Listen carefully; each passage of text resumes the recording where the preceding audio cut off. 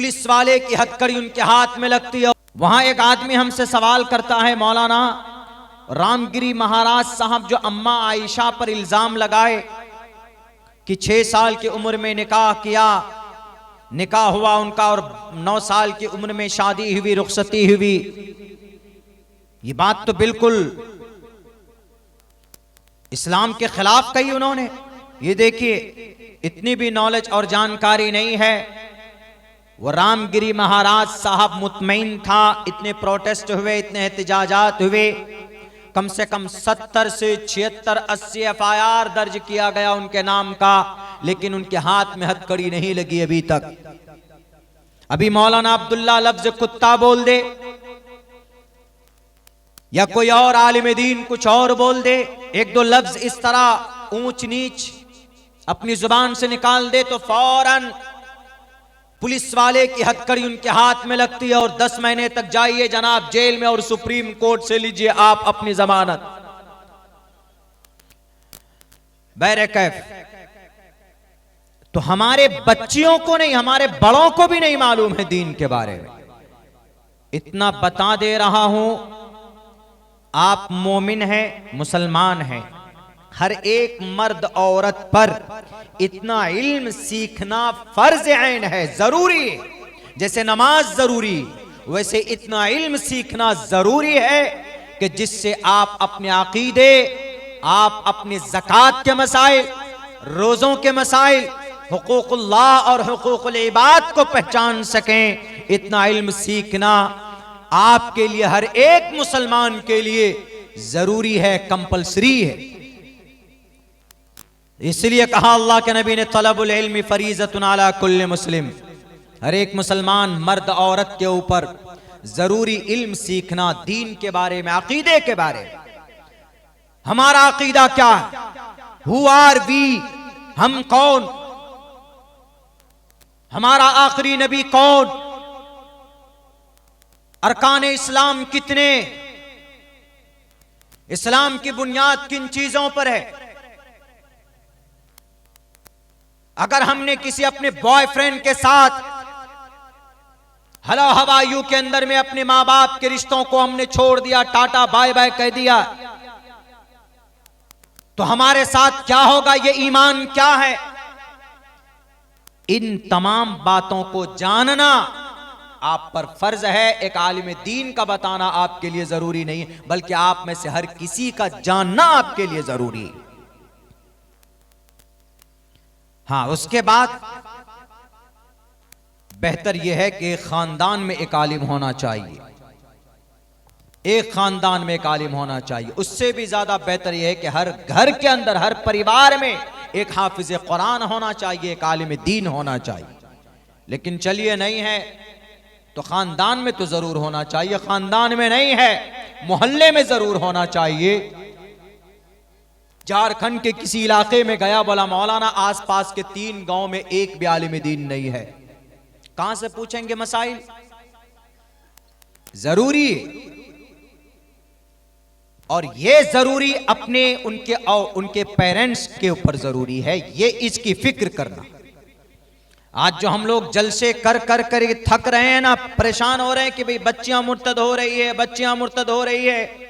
उस बच्ची को किसी ने आज तक ये नहीं बताया कि अगर तुमने किसी मुशरिक या काफिर लड़के से अगर तुमने निकाह किया तो तुम्हारा निकाह हराम। वो क्या देखती है वो बच्ची? ओहो, फलाने सैफ अली खान ने तो करीना कपूर से शादी कर लिया है, हिंदू है मुसलमान है, उनका निकाह जायज है तो हमारा भी जायज होगा। उस पर कयास करते हैं।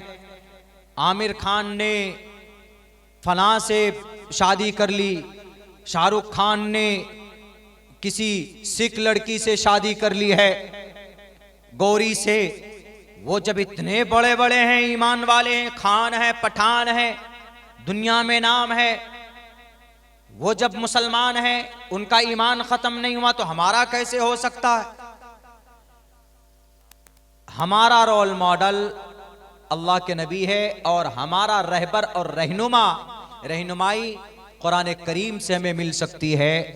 ये एक्टर से, ये इन कमर हिलाने वाले ये दुम छल्लों से नहीं।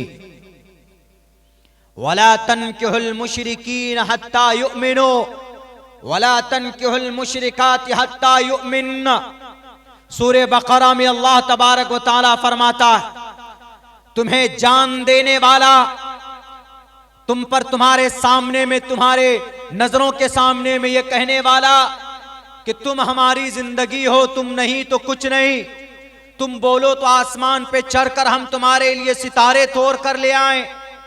ये जुबानी दावे करने वाले, ये दिल फेक आशिक, उनके डायलॉग में समाज की बच्चियां एकदम फ्लैट हो जाती है कि ये मेरा राजकुमार है, ये देखो मेरे लिए चांद पर जाकर, आसमान पे जाकर सितारे तोड़ कर लाएगा।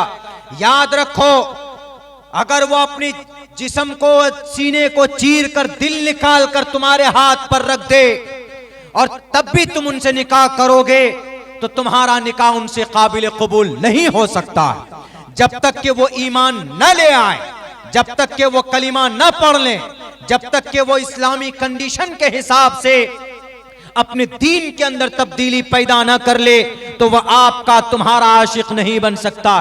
तुम्हारा उससे बात करना, तुम्हारा उससे देख मिलना जुलना, ये सब नाजायज और हराम है। उनसे पैदा होने वाली औलाद हरामियुन नस्ल कहलाएंगी। एक तालिबे इल्म होने की हैसियत से कह रहा हूं, इतना जरूर जानता हूं, समाज की बेटियों कभी नहीं हो सकता है, उनसे निकाह तुम्हारा कभी जायज नहीं हो सकता। इन बातों को बताना हमारे बच्चों को, हमारे समाज के बच्चों को, लड़की लड़कों को इन बातों को समझाना हमारे गार्जियन के लिए बहुत ज्यादा जरूरी। वो तो समझते हैं कि अरे बड़े बड़े एक्टर लोग कर रहे हैं शादी ब्याह तो हम भी कर लेंगे। खुदा का कुरान कहता है कि नहीं, कोई मोमिन लड़का किसी गैर मोमिन लड़की से निकाह नहीं कर सकता, कोई गैर मोमिन लड़का कोई मोमिना लड़की से निकाह नहीं कर सकता, शादी नहीं हो सकती। करोड़पति क्यों ना हो, लखपति क्यों ना हो, कोई वो नहीं। इसीलिए पंडित दयानंद सरस्वती जी ने अपनी किताब में एक बहुत खूबसूरत मंत्र लिखा, मैं अक्सर जगहों पे उसको पढ़ता।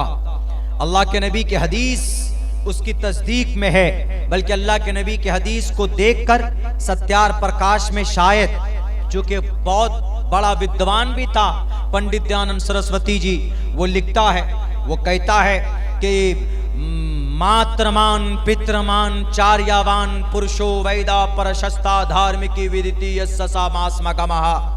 ए समाज के लोगों, अपने बच्चों को तुम बड़ा बनाना चाहते हो तो पहले नंबर पर वालिदैन की गोद, माँ बाप दोनों की तरबियत जरूरी है।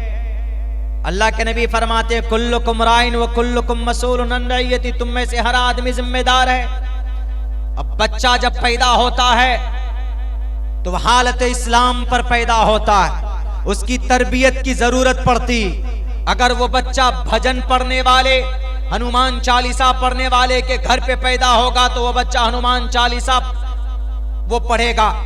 अगर वो बच्चा कुरान करीम तिलावत करने वाले के घर पैदा हुआ तो वो बच्चा अपना जब बड़ा होगा तो उसकी जुबान पर हो सकता है सूरह फातिहा हो, कुल हुवल्लाह हो, सूरह इखलास वगैरह वगैरह। हर बच्चे के अंदर ये कैपेसिटी होती, हालत इस्लाम पर पैदा होता है। चूंकि इस दुनिया में आने से पहले आलमे अरवाह में बैठकर अल्लाह तबारक व ताला ने एक जलसा किया था, तमाम रूहों को बुलाया था। वहां पर मोदी जी, योगी जी, अमित शाह जी और ये जितने भी दुनिया के अंदर इंसान हैं, मैनकाइंड ऑफ द वर्ल्ड, सबकी आत्माएं वहां पर मौजूद थी। अल्लाह तबारक व ताला ने कहा अलस्तु बिरब्बिकुम, क्या मैं तुम्हारा रब नहीं हो? तो सबने कहा कालू बला, why not, you are my lord, आप हमारे खुदा है। जब वहां खुदा मान लिया, जब वहां का अकीदा यह है कि आप हमारे अल्लाह है, तो मरने के बाद जो बच्चे के अंदर कैपेसिटी होती है उस निस्बत की वजह से जुड़ी हुई होती है। उसी रूह को इस जमीन पर एक जिस्म देकर माँ के पेट के अंदर अल्लाह तबारक व ताला दुनिया के अंदर भेजता है, और फिर वो बच्चा जब माँ के पेट से निकलता है तो हालत इस्लाम पर पैदा होता है। और फिर उस बच्चे की जैसी तरबियत होती है वो बच्चा अपनी तरबियत के एतबार से, अपने माहौल के एतबार से, अपने माँ बाप का जैसा अकीदा होता है वो बच्चा वैसा ही बढ़ता चला जाता है, उसके अकीदे बढ़ते चले जाते। तो इससे पता चलता है कि बच्चे की मुस्तकबिल, बच्चे का अकीदा माँ बाप की तरबियत के ऊपर डिपेंड करता। मातृमान पितृमान, सबसे पहली परवरिश माँ की, दूसरे नंबर पर बाप की पितृमान, मातृमान पितृमान चार्यवान पुरुषो वैदः, और तीसरे नंबर पर टीचरों की तरबियत जरूरी है। यानी माँ बाप यानी वालिदैन और टीचर अगर बच्चे की सही तरबियत कर ले तो पुरुषो वैदः, वो लड़का महान बन सकता है, वो बच्ची समाज की महान बन सकती है, बड़ी बन सकती है, गुण आ सकते हैं उसके अंदर। तो इससे साफ पता चलता है कि आज हमारे समाज के अंदर जहां जहां पर भी इर्तिदाद का मामला है वहां पर हमारे पेरेंट्स लोग कान में तेल डालकर सो जाते, बच्चियों को मोबाइल दे देते। अभी हजरत मुफ्ती साहब ने कहा ना कि 70% जिना के वारदात मोबाइल से होते हैं। अगर मोबाइल है तो कम्युनिकेशन बहुत आसान हो जाता है। मोबाइल है, मोबाइल में नंबर किसी का मिल गया, ले लिया, बहुत है नंबर लेने और देने वाले, तो बहुत आसान। हेलो मैसेज करेंगे पहले, फिर एक कॉल करेंगे, उधर से सामने से कोई लड़की या कोई ख्वातीन, कोई समाज की बच्ची है जो बिल्कुल कुछ नहीं जानती है लेकिन उसके पास मोबाइल है, इधर से कॉल करेगा, हेलो हाउ आर यू, वो कहेगा मैं आपको नहीं जानती, फिर उधर से कहेगा अच्छा नहीं आपका नंबर मेरे मोबाइल में सेव था, कोई बात नहीं। 2-3 दिन के बाद फिर कॉल करेगा, फिर कहेगा, वो प्रपोजल पेश करेगा कि I we want to be friendship, हम दोनों दोस्त तो बन सकते हैं। थोड़ा इंग्लिश विंग्लिश झाड़ेगा हल्का बहुत, इधर उधर की बातें करेगा। उसके बाद जनाब फिर लड़की तो सोचती अरे ये लड़का इंग्लिश भी बोलता है, इंग्लिश में ही नहीं। उसके बाद झूठी बातें करेगा, I am a doctor, I am running a small clinic in Darbhanga in Madhubani. लड़की बस ये सुन करके हो गई। उसके बाद में पता चलता है कि भाई लड़का क्या है, आरएसएस का एजेंट है कि क्या है। उसको बाज़ाब्ता लिस्टिंग की गई है कि तुमको इतने गैर मोमिना लड़कियों को तुमको बहला फुसला कर शादी करना है। बाज़ाब्ता ये साजिश है, ये स्कीम है, ये मंसूबा, एक बल्कि एक साजिश के तहत, एक जाल के तहत एक वर्ल्ड वाइड वेब है आरएसएस का। वो मुस्लिम बच्चियों को शादी करते हैं, पहले बहलाते फुसलाते हैं, शादी करते हैं, उसके बाद फिर उनको बच्चा पैदा करते, उसके बाद डिवोर्स दे देते, उन लड़की की जिंदगी बर्बाद कर देते। उनको टास्क दिया जाता है, लेकिन शुरुआत कहां से होती? मोबाइल के जरिए से। अगर आप अपनी लड़कियों की ईमान की हिफाजत चाहते हो तो जितने भी गार्जियन हजरात है, ज्यादा नहीं, मोबाइल के ऊपर कंट्रोल कर लीजिए। अभी मुजफ्फरनगर के अंदर कम से कम 30 से 35 लड़कियां पाई गई अपने गैर मुस्लिम, गैर दीन, गैर मोमिन लड़कों के साथ कैफे के अंदर बैठे हुए। कैफे उसको बोलते हैं जहां पर इंटरनेट और इंटरनेट के जरिए से वहां लैपटॉप और उनको कंप्यूटर प्रोवाइड कराया जाता है। पहले जमाने में कैफे स्टडी के लिए इस्तेमाल होता था। 10 रुपए दिए, 1 घंटे के बैठकर इंटरनेट में कुछ पढ़ना है, कुछ तहकीक करना है तो कर लीजिए। लेकिन आज वो अय्याशी का अड्डा बन चुका। उसी मुजफ्फरनगर के अंदर उन तमाम बच्चियों के बैग से वो कॉन्डोम के पैकेट से निकले और शराब की बोतलें निकली। क्या उनके माँ बाप ने उनकी तरबियत नहीं की थी? अगर तरबियत की होती कि समाज की बेटियों, मेरी बेटियों, तुम कभी भी अपनी जिंदगी के अंदर किसी गैर मोमिन लड़के के साथ, गैर मोमिन क्या मोमिन लड़के के साथ भी इजाजत नहीं है कि तुम निकाह से पहले किसी के साथ बात करो या कैफे के अंदर बैठकर तुम शराब पियो। शराब तो दूर की बात है, तुम्हें बात करने की परमिशन नहीं दी गई। इससे पता चलता है कि माँ बाप का बहुत बड़ा किरदार। माँ बाप ने छोड़ दिया कि नहीं मौलाना, हम अपनी बच्ची को स्कूल में पढ़ाते, डिग्री कॉलेज में पढ़ाते, हम अपनी बच्चियों को कॉलेज भेजते हैं तो इसलिए वहां पर ऐसा होता है। आप निगरानी कीजिए अपने बच्चे की। समाज के जिम्मेदार लोग भी इसके अंदर में जिम्मेदार हैं, इसलिए कि उनके पास कॉलेज क्यों नहीं है, हमारे पास यूनिवर्सिटी क्यों नहीं है। हम अपने बच्चों को हाफिज प्लस ग्रेजुएशन की, आज तक हमारे पास कोई सिलेबस नहीं। हम लकीर के फकीर बने हुए। आज जो स्कूल में सिलेबस पढ़ाया जाता है, math, science, social science, English और जनाब ज्योग्राफियाई और जनरल साइंस वगैरह वगैरह, ये सारी चीजें सिलेबस ये अंग्रेज के दिए हुए। आज तक हमने कुछ नहीं किया इस जमीन के ऊपर, लकीर के फकीर बने बैठे हैं। आज तक हमने कोई ऐसी तरतीब नहीं दी जो हमारा बच्चा, हमारी बच्ची एक हाथ में कुरान हो तो उसी हाथ से, उसी कुरान से निकले हुए जो मौजूदा मसाइल हैं, जो मौजूदा जिसको जदीद उलूम कहा जाता है, हम उन सिलेबस को भी अपने बच्चियों को पढ़ा सके। ऐसा निजाम हम नहीं बना पाए तो हमारे दानिश्वर भी जिम्मेदार, आप नहीं, इस कौम के हर समाज का जिम्मेदार, हर समाज का दानिश्वर तबका जिम्मेदार है। मेरे भाइयों, बात तो बड़ी लंबी हो सकती है कहने के लिए, लेकिन बेसिक इतना कहूंगा, आप अपनी बच्चियों को ग्रेजुएशन कराते हैं, आप मैट्रिक की तैयारी कराते हैं, आप अगर पढ़े लिखे हैं तो घर के अंदर भी करा सकते, लेकिन अगर ऐसा निज़ाम नहीं तो ऐसे इदारों को चुनिए कि जहां पर बच्चियां पर्दे में रहकर तालीम हासिल कर सके। हमें यकीनन हाफिज आलिम के साथ, हाफिजा आलिमा के साथ हमें बेहतरीन नर्स की भी ज़रूरत है, बेहतरीन लेडीज डॉक्टर की भी ज़रूरत है कि जो प्रेगनेंसी में जो उनका सीजर करा सके, ऑपरेशन कर सके। आज हमारे पास लेडीज डॉक्टर बहुत कम है। अगर उनको आपकी बीवी है, अगर उनको ऑपरेशन कराना है तो जेंट्स डॉक्टर कराते, बहुत कम तादाद में औरतें डॉक्टर होती। हमें ऐसे डॉक्टरों की भी जरूरत है। हम अपनी सिस्टम को क्यों नहीं सुधारते? लाखों करोड़ों रुपए हैं इस उम्मत के पास, 9.5 लाख एकड़ जमीन है जनाब, वक्फ प्रॉपर्टी जिसको लूटने की कोशिश की जा रही। 9.5 लाख एकड़ जमीन है किनके पास? हमारे भारत के अंदर मुस्लिम वक्फ के पास, वक्फ बोर्ड के पास 9.5 लाख एकड़ जमीन। आज तक कुछ किया? कुछ नहीं किया। सिर्फ वक्फ बोर्ड का चेयरमैन बना तो करप्ट बन गया, लुटेरा। मैं इसलिए बोलता हूं, मैंने तहकीक की है, हैदराबाद के अंदर हजारों घर वक्फ बोर्ड की हैं, उनका किराया 25,000 रुपए आता है। वक्फ बोर्ड की रसीद के ऊपर 2500 लिखा जाता, बाकी 22-23 हजार रुपए वक्फ के चेयरमैन के पास जाता। जब मुसलमान बदअमल होगा, मोदी और योगी जैसे जालिमों को मुसल्लत करेगा। सुन लो, ज़हरल फसाद फिल बर्रि वल बहरि बिमा कसबत ऐदिन नास। हमारे अमाले बद की वजह से अल्लाह जालिमों को मुसल्लत करता है। आज जो हमारी मस्जिदें तोड़ी जा रही, जिम्मेदार हम हैं। बहराइच के अंदर 23 मकानात के ऊपर बुलडोजर चलाने के लिए नोटिस चिपकाया गया, उनमें से सिर्फ 3 घर गैर मुस्लिम के हैं, बाकी 23 मकानात मुसलमानों के। कहां है हमारी तंजीमें? क्यों सो रही? आपके पास ताकत की कमी है? सिर्फ गद्दी के लिए लड़ोगे, सदर बनने के लिए लड़ोगे, सेक्रेटरी बनने के लिए लड़ोगे।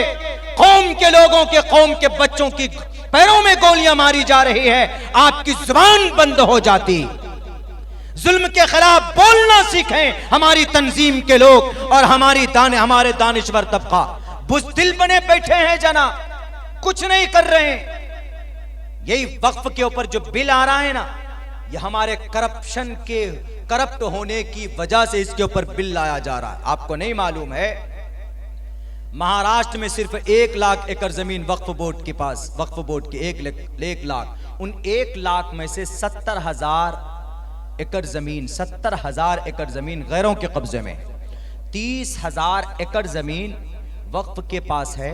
लेकिन इन 30,000 एकड़ जमीन पर जो टावर गाड़े गए ना, टावर, उन टावर से जो इनकम है वो सालाना 10 करोड़ रुपए है। बताइए, महाराष्ट्र के टोटल मुसलमानों के मसाइल, मिल्ली मसाइल, मदरसा हो, मस्जिद हो, मकतब हो, इन जगहों को चलाया जा सकता है कि नहीं जा सकता?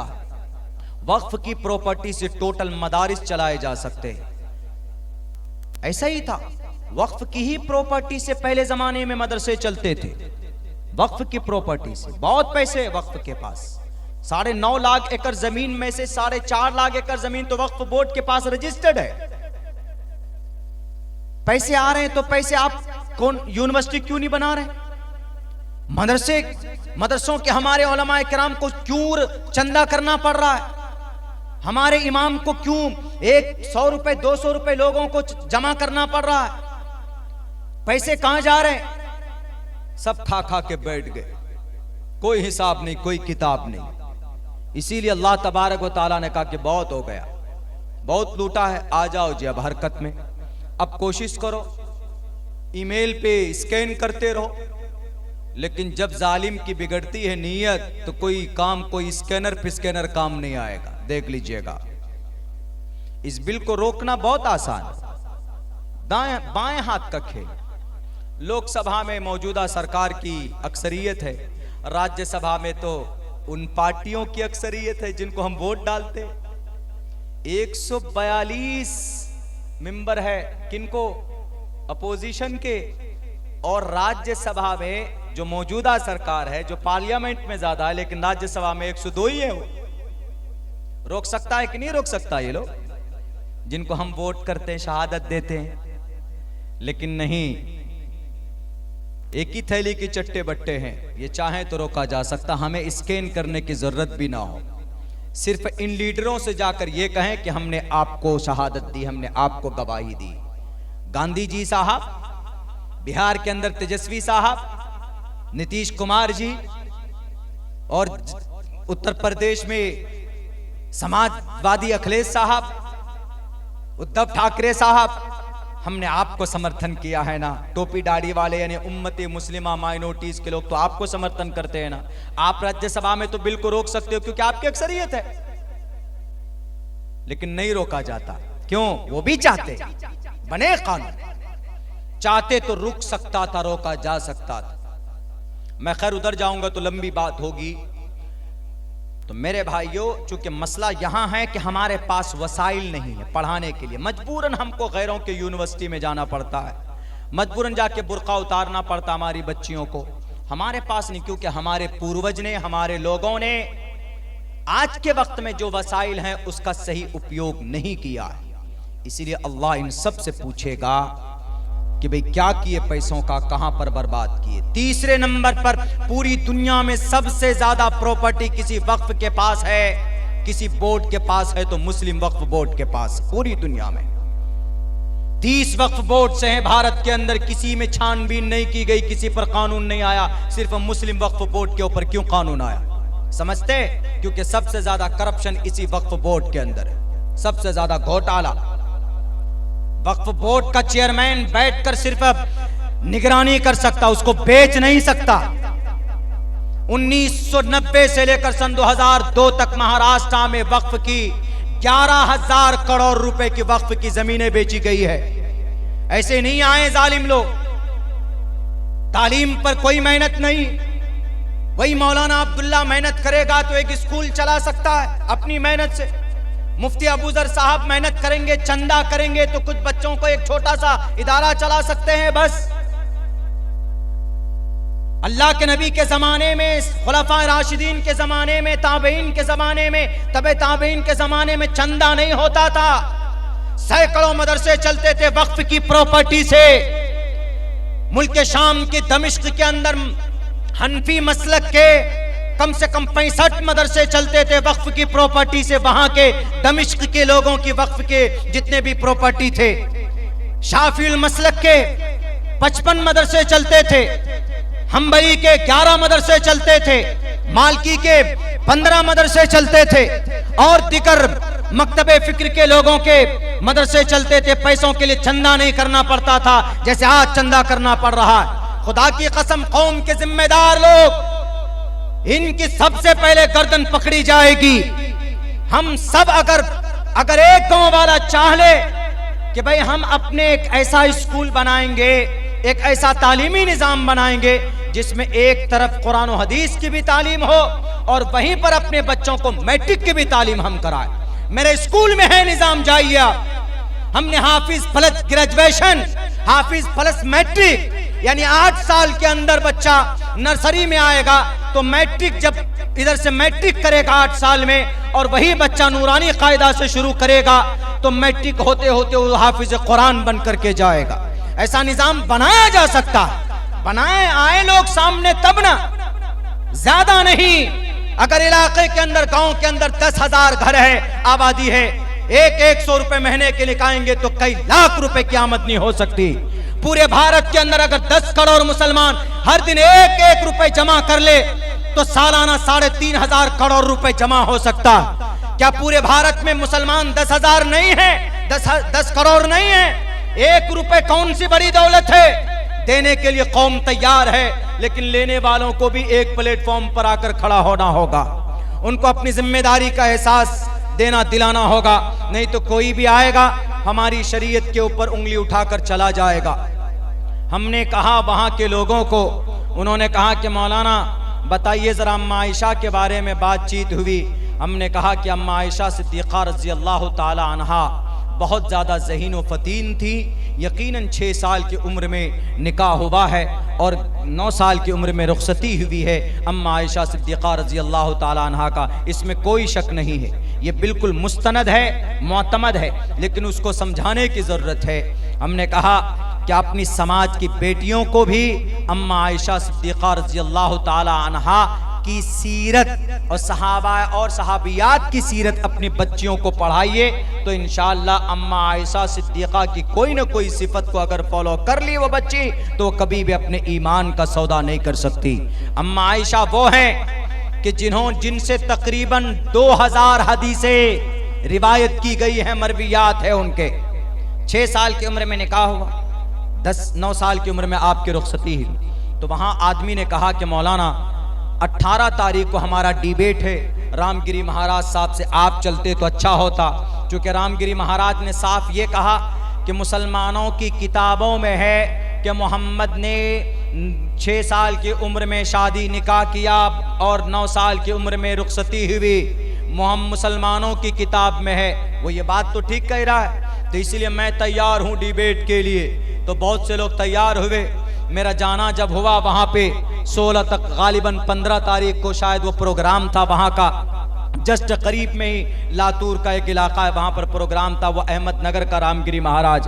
तो हम गए वहाँ पर। जब लोग आए तो हमने कहा कि सबसे पहली बात तो ये कि उनका ये दावा सही, लेकिन जो वो जिल्लत के लिए, वो जो बदनाम करने के लिए दावा कर रहा है ना, क्या जिनके गुरु ऐसे जो 6 साल की बच्ची से निकाह कर रहा हो, 9 साल की उम्र में बीवी बनाकर ला रहा हो, तो जिनके गुरु ऐसे तो मुसलमान कैसे होंगे?